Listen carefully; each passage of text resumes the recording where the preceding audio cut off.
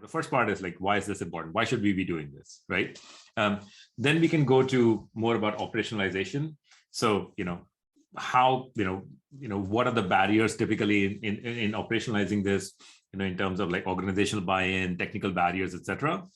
And then maybe we can talk about some success stories, right? On how, it's not that hard. No, absolutely, I agree. It's not that hard. It's not that hard, but it is hard for people who are in the space as well. But yeah. Definitely a lot of great success stories we can share. So Neeraj, firstly, why is this important for organizations? Why should organizations do, have a diverse supplier base? Yeah, that's a good question, and I think the answer varies from organization to organization. And I'll share like about 3 different common situations we see why companies do it, and how trends have changed over the past year or couple of years. So I like to put it in like the 3 C's, right? One is you do it because the government requires you to. So it's compliance. You work in an industry. And there are some industries, and sometimes, especially if you're working with the federal government, they require you to use diverse suppliers in your contracts, and you work with them, right? So that's one reason. So there's the compliance aspect of it. Second thing is more customer focused. With the explosion of tier 2 programs that have been there, many companies have started supply diversity programs because the customers ask them to or request them to as part of their engagement with them. And the last one is more your community and corporate social responsibility aspect, which is many companies believe that it is part of their organization culture. It's part of the values that they want to be able to support the communities that they're in. They want to make sure there's equitable opportunities for everyone. So how do we do that? And supply diversity forms a big part of it. So over the past few years, we've seen the last reason take an outsized become an outsized factor of why companies started, right? So we do this state of supply diversity survey every year. 2 years ago when we did this, it was, the reasons were kind of along the lines that we mentioned, which was compliance came first. The customers were asking us, then there were some reasons about how supply diversity helps improve the supply base, allows us to provide innovation, and those factors are still very important. And then the last, or towards the lower part of it, was because, hey, it's something that will benefit the community. Over the past couple of years, since the George Floyd murder, the other social unrest that happened, companies have kind of recognized that, hey, we need to make sure that there is equitable opportunity for everybody, and they have adopted a wide range of diversity initiatives, supply diversity being one of them. And when you look into the data, it is very important that people look at that, use that as a reason, and it's a good reason, because when you look at what the disparity is between how many businesses are there that are owned by different types of different diverse groups versus the relative representation of the population, you see a big gap, right? So if you look at the revenues of male-owned businesses versus female-owned businesses, there's a big gap between the two. If you look at businesses that are owned by minorities versus businesses that are not owned by minorities, again, a huge gap. And when we talk about gap, it's not like somebody's 10-20% lower. It is in some cases where businesses are almost a third or a quarter of where their representation might have been expected. So when you look at these gaps, those are not long-term sustainable gaps, right? You're fine for a little bit, but those will lead to these different economic growths in different sectors. Those are not sustainable. So because of that, many companies are recognizing that those gaps need to be closed, and they implement supply diversity. Yeah.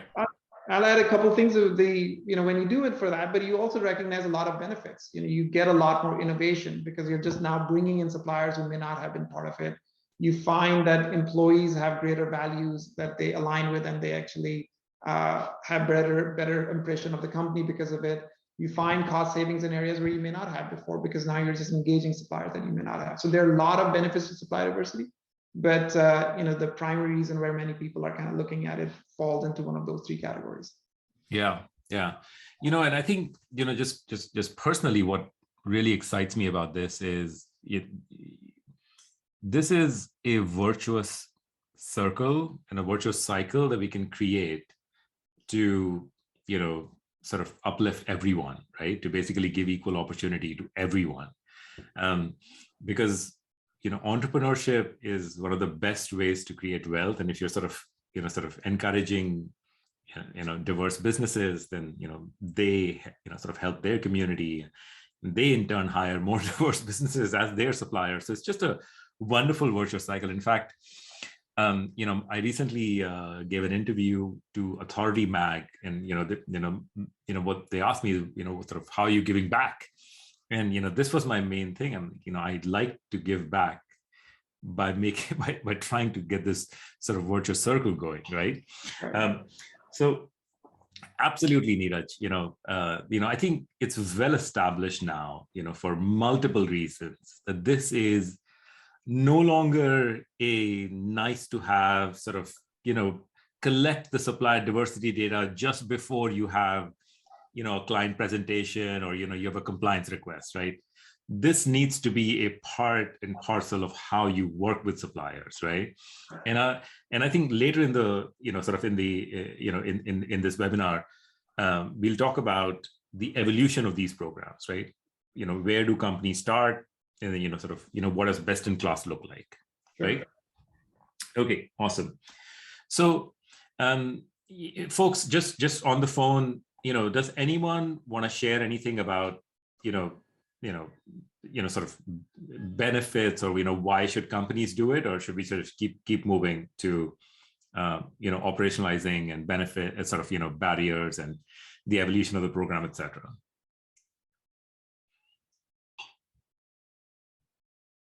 Okay, awesome. So, so of course, Neeraj, this is important, right? Everybody should do it. Everybody agrees to do it. Why doesn't everybody do it? What are the barriers? There are many. So let's kind of go through some of the basic reasons, right? One is there are, let's just take the easy one to handle, which is it is extra work, right? It is more work than what you might have done normally. If you're a buying and a supplier manager, your goal is to find the best supplier for the company. And many times it is to, you find a lot of benefits through scalability. You find large suppliers, you find reliability, you find something that might be much more. It's easier to go with like, a large supplier, existing supplier, whatever, right? It's just easier. And this is not the easy button, right? Not the easy path. Yeah. Right. It is more work. I mean, it's something that you have to do. And it's so kind of when it is extra work that needs to get done, you have to have an initiative of why you're doing it, right? And that's where the why of why your company is doing it becomes very important, because it's not just somebody says, hey, I want to hire more from diverse suppliers. It needs to be a full process, which we'll talk about how do you operationalize it, that comes in, but it also has to be something that the company is committed to and recognizes the short-term and long-term benefits for it, right? So defining that why becomes the first challenge, which is it is something important. Somebody has to adopt the initiative. It is a change in the organization. It has to be managed as a change within the organization. So you have to kind of run through the process of doing that and controlling and managing that and devote resources and time for it, right? So that's the first one. Second one, I also believe is a lot of awareness is necessary, right? So supply diversity has been around for 50 years. But even today, we'll find several corporations. It's getting less so now, at least in the past few years. But so there was a time where we would say, "Hey, we provide supply diversity services," and somebody say, "What is that?" Right? So the awareness factor also comes in, and how do you educate?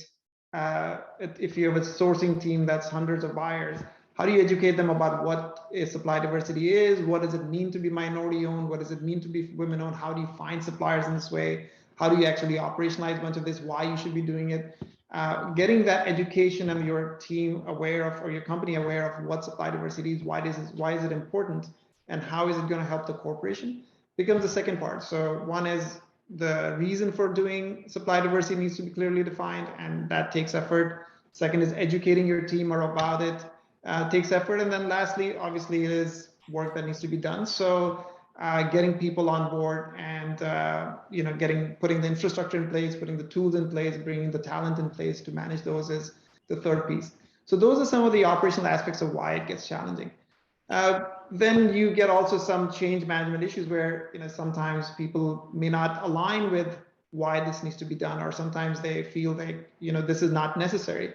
So some of those change management issues obviously come into place as well, and those might be organizational cultural issues. It might be personal beliefs, how people approach it. So those sometimes will come into play, but a lot of this relates to understanding why you want to do it, being aware of what it is, and then putting the practices in place to support that.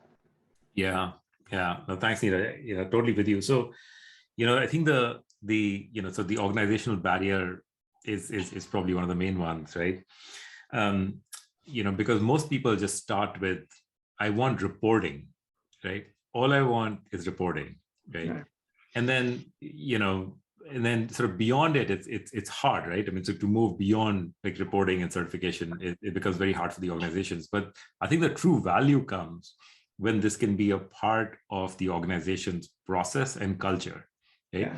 That, okay, we have a need, let's look at, what are the options available, right? In terms of suppliers. And, I think finally, there has to be a bit of top-down goal setting, right? Yeah. X% of suppliers have to be in this. And, in the absence of those, you could really struggle within an organization, right? Without like all these goals. So could I just, if you will, get an understanding from this group as to where you are in the process? Are you at a point, if you could just maybe, type in an answer, like, are you at, if you will, like exploring stage, saying, okay, I know I need to do something and, but I haven't really done something? Are you more in the reporting stage where, okay, we're doing a pretty good job of just reporting? Or are you in like, maybe the third stage of this, which, I classify as, okay, it's a part of my organization's like processes and culture, right? So maybe like stage one is maybe just getting started. Stage two is, okay, we've got some really good reports. And stage three is, this is a part of the way we do business, like the way we select suppliers, etc. Stage two, Austin. Okay, awesome. Anyone else would love to understand where people are? Okay, awesome. Ultra beauty, stage two. Tier two information. Okay, so Jonathan, you're moving beyond tier one. That's awesome. That's awesome. So just for everyone knows, I mean, Neeraj, what does tier two reporting mean here? What is tier one? What is tier two? Just, so that everyone knows what that, terminology. Yeah, absolutely. So, so in supply diversity, there, normally they kind of go in two stages. One is, who are my suppliers and how can I affect my supply chain and hire diverse suppliers in my supply chain, right? So these are people you do business with directly, you're engaged with them, and these are people where you can influence the spend very directly. Now, the second aspect is, there's situations where you may not be able to do that. For example, if you're buying laptops, there are only Dell, HP, you have large companies where you can buy laptops from, or that are manufacturers' laptops. Yes, you can find diverse distributors, but in terms of certain industries, you just don't. Your spend is concentrated for a lot of reasons within specific large companies. So in those cases, you still try to influence and say, well, can I still get some sort of supply diversity through these suppliers? Where while I'm buying from an Accenture, or I'm buying from a Dell, or I'm buying from an IBM, or buying from AT&T, but I still want these companies to help me support my supply diversity goals. So in these cases, if you have large contracts, you work with these large suppliers and ask them to say, well, I'm spending money with you. Can a portion of that be spent with diverse businesses? Yes. And that's where the tier two comes in. So tier two is, are you asking your suppliers to report back to you to say how much of the money I spent with you were you able to allocate and spend with diverse businesses? Yeah. And just a real world example, like while I was at McKinsey, there were some projects that we would do that would have those clauses, right? And in those clauses, it was really, it was beneficial also because we would get like really good perspectives from multiple stakeholders who would usually not we wouldn't get perspectives from. So it's a really effective way, to insert those into your clauses, even if, like Neeraj said, if you have to go with someone who, might be like in terms of expertise or goods that only, sort of that firm provides, right? Yeah. Okay. So, I think we've laid out in some ways the, if you will, the evolution of the program, right? So Neeraj, how does Supplier.io help? Like, do you have something that you can share like about your firm? What do you provide? How do you help companies typically? Yeah, so let's take the framework you had laid out earlier on, right? Which I think is a great one, which is, let's look at the 3 stages that we have, which is, one is companies want to do something, but are not sure what to do, or are in the early stages of figuring it out. Second is, hey, we want to get our numbers, and at least let's figure out where we are in terms of numbers, and but don't have a full robust framework behind it to kind of grow the spend and manage the spend and bring in additional processes around it. And third are organizations that have kind of build some of that framework and do some of the initiatives, like you mentioned, like tier 2, they go beyond just their own supply chains, right? So we'll kind of look at those 3 frameworks.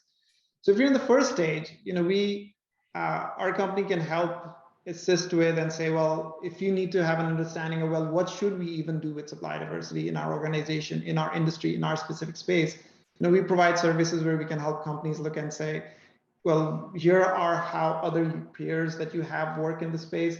Here are some of the ways where you can look at supply diversity within your organization. Here's some of the spending that you have that could be directed to diverse businesses based on what we see with other companies in this industry, right? So if you're in utilities, we can kind of say, well, utilities, you may not have too much control over where you're getting your raw materials, but hey, guess what, you need tree trimming services, and there are a bunch of diverse suppliers that help with tree trimming services, right? So we can assist with some of that. So discovery, right? Finding the diverse suppliers, right? For any need. Finding diverse suppliers, yeah. And kind of saying what my program could look like, right? Yeah. Then the second one, which is I think the core, and many people on the chat mentioned that they were in stage 2, which is just figuring out what their spending is. Yeah. Right? And even though it's sometimes kind of said, hey, that's all we do is give numbers, I think that's great visibility to have, because you need to know where you are and to even figure out where you want to get to, right? So even if all you're doing that you're doing is collecting numbers, I think that's great, because that is important to at least shine visibility and to say, hey, we are at 3%, we are at 4%, we are at 5%, and this is where we want to go. So collecting numbers is important. You get what you measure, right? You got to measure it. Yeah, love it. Right, and that is the first stage of every supply diversity program that has started, right? Yeah. So if you're at that stage, great, you've taken the first step.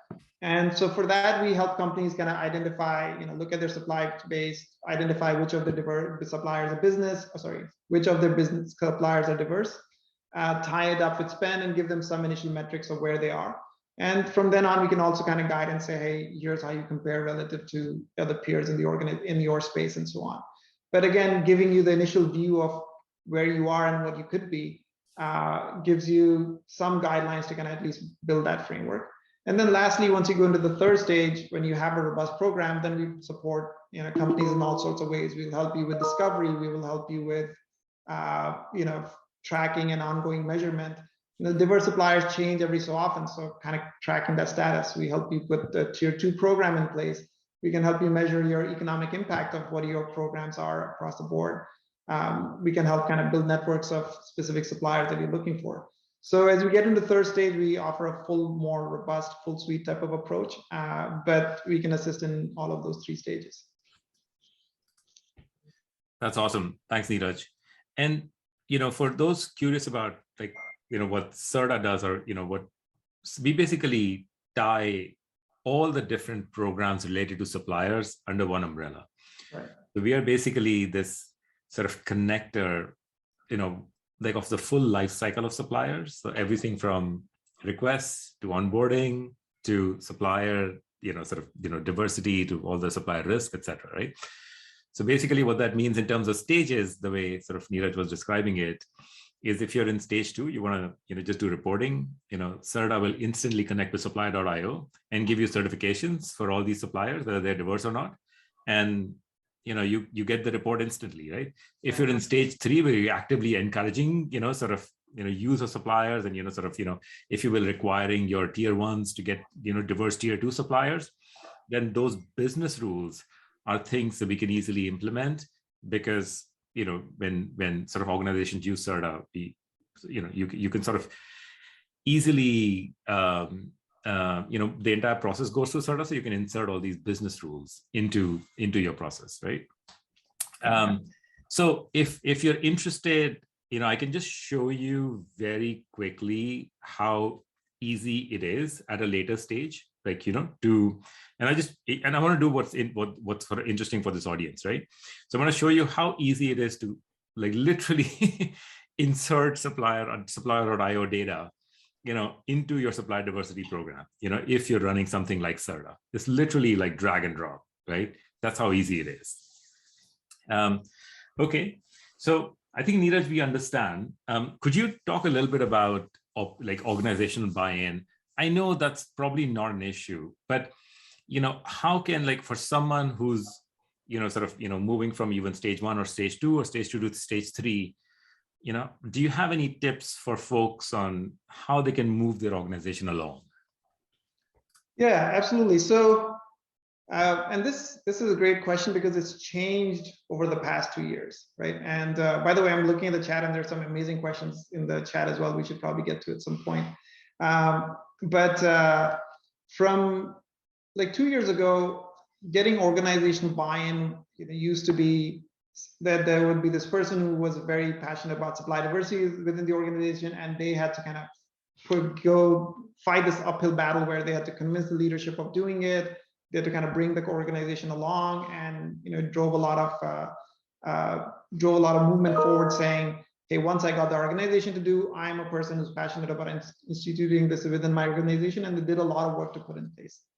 Right now, the situation is kind of flipped, where in the past couple of years, the leadership has required or requested kind of that companies implement supply diversity, and for a variety of reasons. And I think somebody mentioned in the chat as well about how this fits into ESG. A lot of investors, and lately, if you see, ESG investing has become big. A lot of investors, even many private equity funds, many investment organizations are requesting that the companies that they invest in have ESG goals, and supply diversity fits into that, right? So for a variety of reasons, many organizations are implementing supply diversity. So the challenge is not, hey, can I get the leadership to buy in, right? Now the challenge is, if the leadership is bought in, how do I get the rest of the organization along?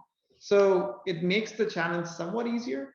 But if I'm a new supply diversity manager coming in, I still have to kind of scope out and say, hey, I got leadership buy-in. What do I need to do within the organization? What policies do I need to bring in? What are some of the maybe political or organizational change issues that I need to kind of put in the organization that will take time? I mean, none of this happens overnight. So how do I put in some of those policies, some of these organizational change practices? How do I kind of battle test and roll out some of these things so that I can get some quick successes about supply diversity and show that those are meaningful to the company, and then use those successes to kind of expand the program further beyond. So first thing, I know we talked about it, but first, when you come in, is do that reporting, figure out where you are.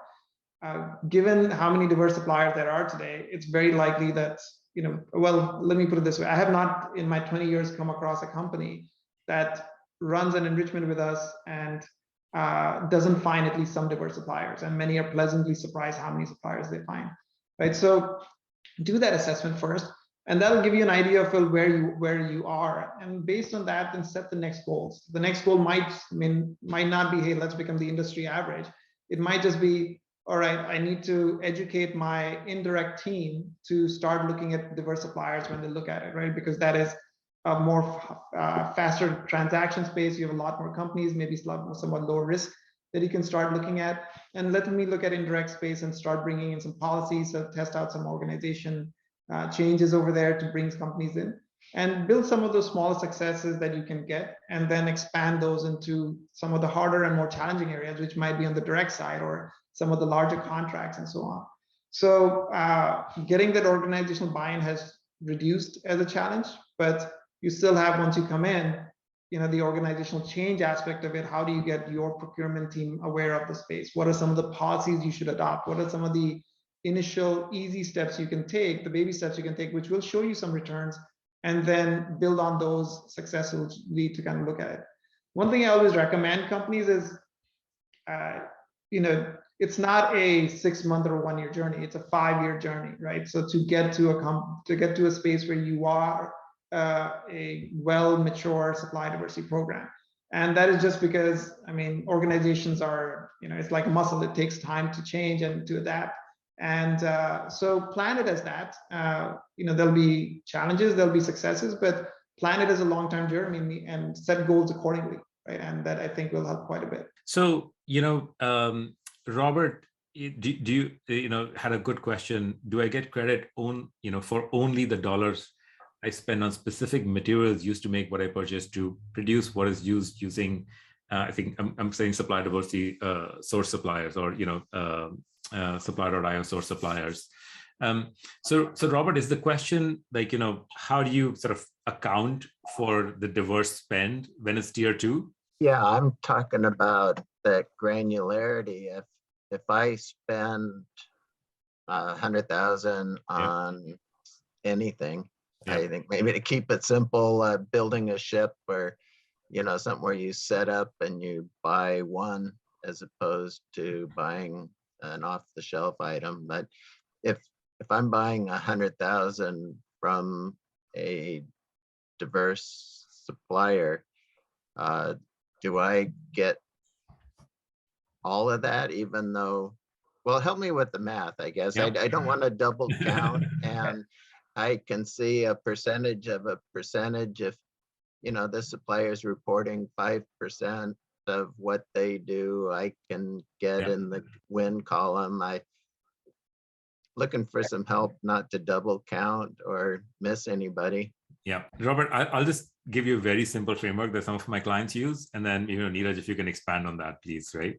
So if that 100,000 is coming from a diverse supplier, you count it all. That's your diverse supplier spend. If the supplier, which is tier 1, is not diverse, but a percentage of that spend, you've contracted with them, would come from tier 2 diverse suppliers, or you're measuring it in some manner, then you count only the tier 2 spend towards your diverse supplier spend. So very simple. If the supplier is diverse, you count it all. If the supplier is not diverse, you go to tier 2, and then you count the percentage of that spend that's going towards diverse. Neeraj, is that right? That's accurate. So if you're looking specifically at tier 2, so the example that you mentioned, right? If I'm buying something which, let's say I'm buying a Dell laptop, right? And if I'm doing that tier 2, how can I count? Normally, at the tier 1 level, it's what Jag said. If you are spend with suppliers and you're looking and say, how much can I take credit for? You take all of it. The tier 2 level is where you're looking at companies that are not diverse and asking them to report. And in those cases, how you count depends on, what your engagement with the supplier is. So for example, if, Jag was at McKinsey and you spent like $10 million with McKinsey, and McKinsey for that $10 million project specifically took $2 million off of that and spent it with a diverse supplier, then generally you can count all of it. That's called direct tier 2. And you can count all of those $2 million and say, yep, it was my money, and it went through McKinsey, but I can take credit for all of it. But there are situations where, it may not be a direct spend like that. It might be McKinsey has a marketing firm that is diverse, and obviously that doesn't tie into what you were doing. But in those cases, they say, well, the marketing firm is to help customers, so I can take a portion of that credited to me, which is usually what percentage of your overall revenue you make up of McKinsey, and you get that credit back to you as well. Turns out to be, if you're doing somebody like Dell or somebody like AT&T, almost all of your money will usually come in terms of this indirect spend. Like Dell buys a bunch of laptops and a bunch of components from different diverse organizations, but it can't tell you, well, how much did I do it for you? They'll say across the board, when we sell $1 million worth of stuff, 300,000 of those comes from diverse businesses, and they will just allocate that to you to some extent, right? So depending on what your relationship with the supplier is, If it is something that you're giving to them and they're essentially turning it around and subcontracting it to somebody, you can usually take all of that in tier 2. If it is not a situation where they're doing a direct subcontracting, then the money that they spend for other services, you can allocate some portion of that to the customer. I just want to quickly show you folks like how, sort of the whole Certa and Supplier.io integration works. Like, just how do you integrate a supplier diversity program into like an ongoing supplier management program, if you will. So if I can just very quickly share my screen and then just sort of show you how this works. So this is Certa. This data, if you will, about the supplier that you're onboarding is coming directly from Supplier.io, right? So it's basically, showing you, yes, this is verified by Supplier.io as a diverse supplier. You can get the different, if you will, certifications. So this is a minority-owned enterprise, small business certified, right? You can get a lot of information about it. And now once, you know that this is certified, and you can sort of go into the certification details and everything over here. And I wanted to bring it up because there's a question about this in the chat.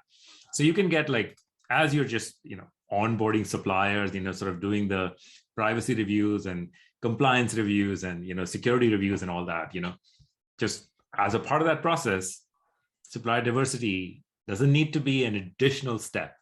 It can be an automated, integrated step within your supplier management program. And it can be, it's really, really easy. And just to show you how easy it is, like if this is our Certa studio.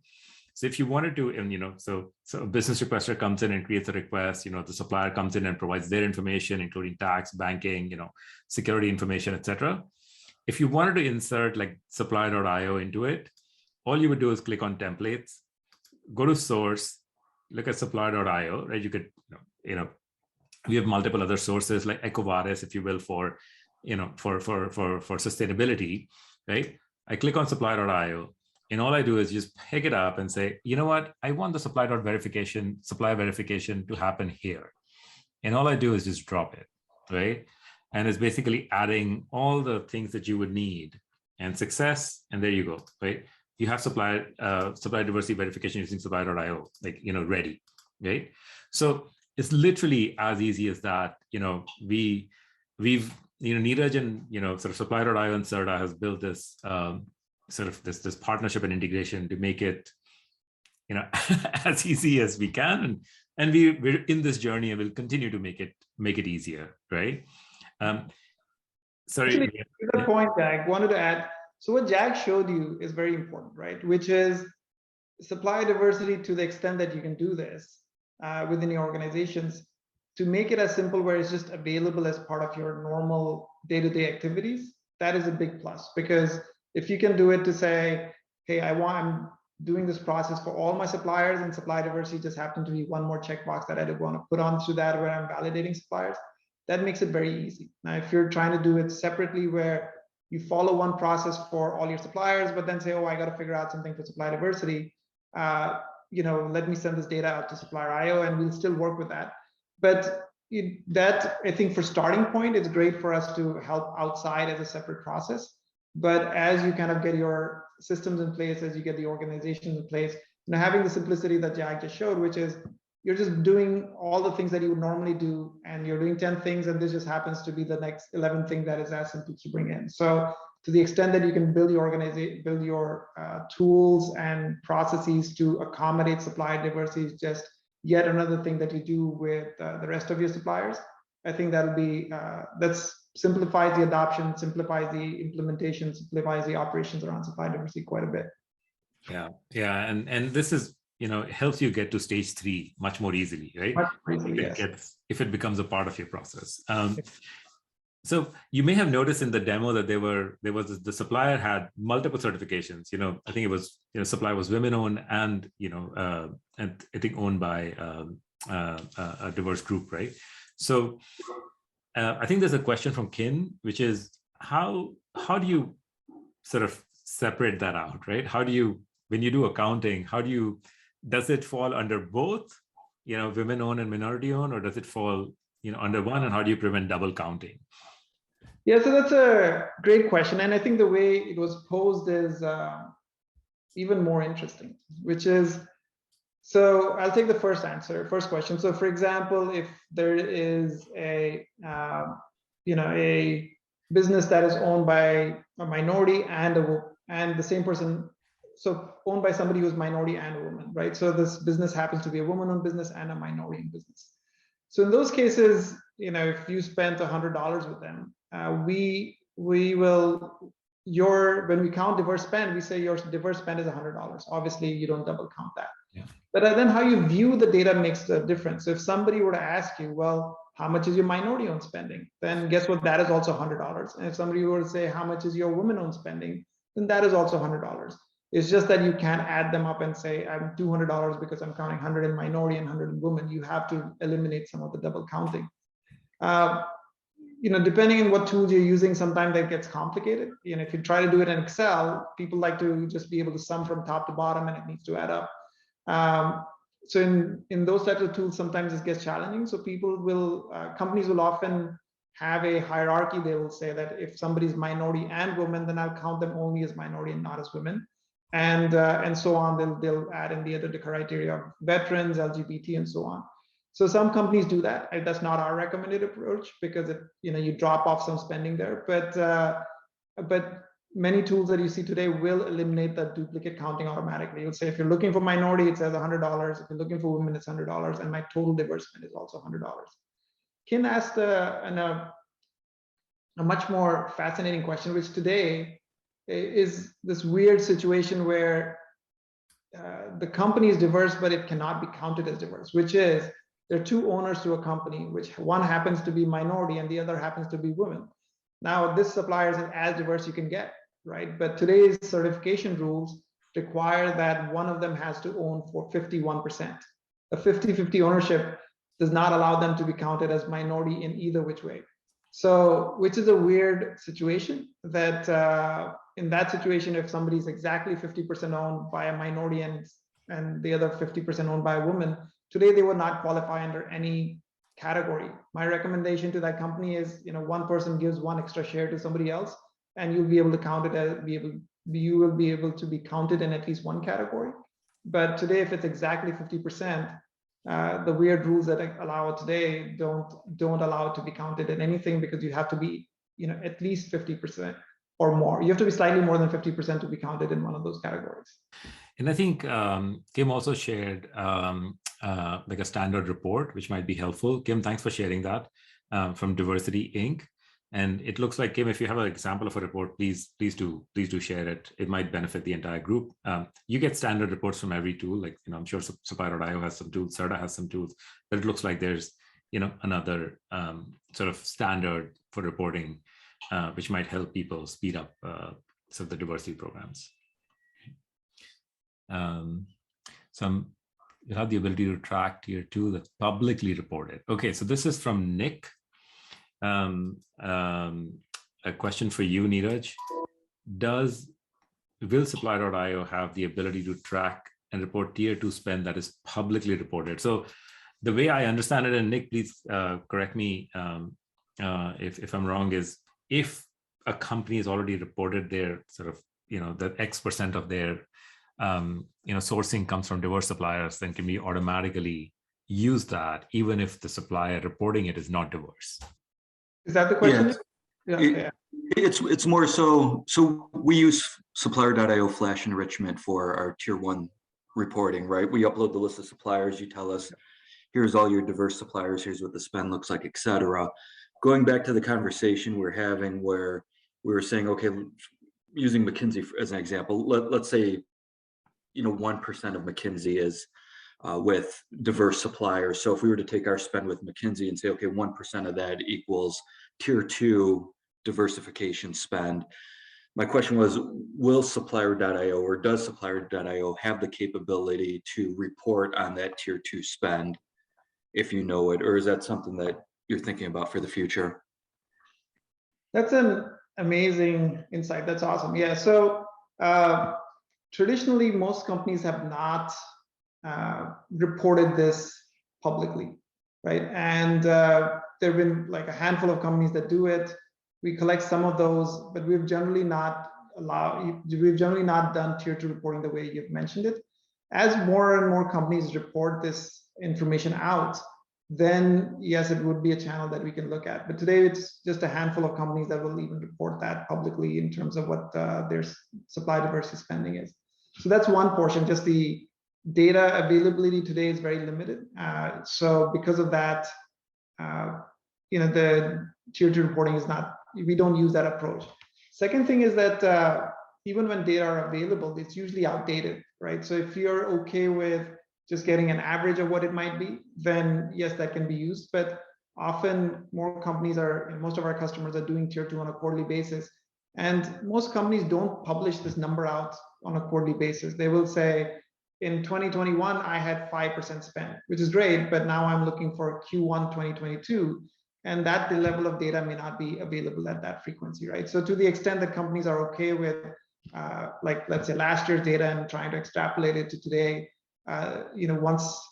once we have sufficient data, we should be able to do it. Today, we don't have enough cases where we can easily leverage that. But yeah, that's great. I mean, I'd love to get to a point where supply diversity, like many other ESG metrics, is just something that's pushed out. We can aggregate all of that and then say, hey, what's your spending against each one of these? And people can just put it out there. Again, this is not a product pitch, but we'll share this anyway. But in our tier 2 platform, we are making it for some of these. Some of our companies who report into our platform report to almost 80 customers. And for them, we are making it easy to say they can come in and just report it once and choose to say, hey, make it publicly available to all my customers. And then what you're saying will be possible, which is they just come in and do this once. And then any customer says, yep, I use AT&T, let me enter my spend with AT&T, and it'll automatically allocate the spending to you, right? So that's as a feature that's coming in. Not quite as where you're taking it, but that's still a way for you to take companies that do report the spending. Most of it happens to be indirect, and they may not individually come and report to you, but you can still take credit for it because they publish those numbers. Yeah. So that's awesome, Neeraj. I think that'll make things easier, as we start getting more publicly available data and, more standardization. I think it'll make things easier as well for, sort of this community that's, on a mission, if you will, to, to have encourage more spend on diverse suppliers. We're almost at time, folks. Neeraj, would you be, I think everybody knows, but the great thing about your company is that it's the website is the same as the company. so yeah, I mean, I guess the best place to find out more information is supplier.io, right? Yes. So if you have any questions, definitely go to our website, supplier.io. I'm happy to answer any questions. My name, if you can spell it, is Neeraj at supplier.io. And it's a kind of Indian name. So yeah, I'm happy to answer any questions you might have as well. Perfect. And I've shared my LinkedIn as well. So I think it's a relatively sort of fast evolving field. So let's connect. Let's sort of keep sharing knowledge about this. Neeraj, if you feel comfortable, please share your LinkedIn as well. And anyone else, who's comfortable, please share your LinkedIn in chat. Let's sort of keep the connection conversation going. And I'm just looking for chat just to make sure I haven't missed any question. Is there any other questions, folks, from anyone that we may have missed as the chat has been busy? I have a follow-up question. If I hire a third party to audit and pay my freight bills,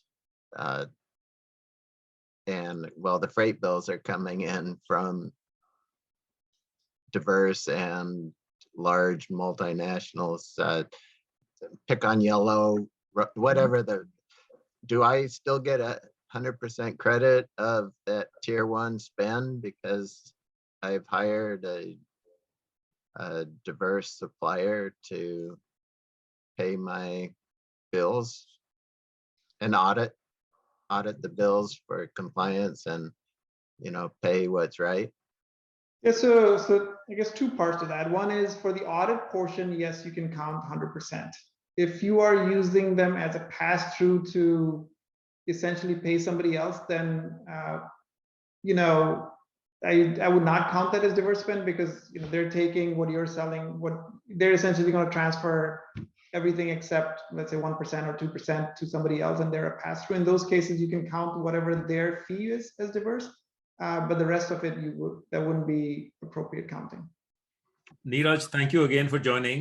Really appreciate all the insights, all the great work that you'll be doing in this space. Feel very fortunate to be your partner. So I think you have sort of my coordinates, Neeraj's email. I hope Neeraj, you'll come back and we'll do another one with sort of new updates, making things easier for this community in let's say another 6 months.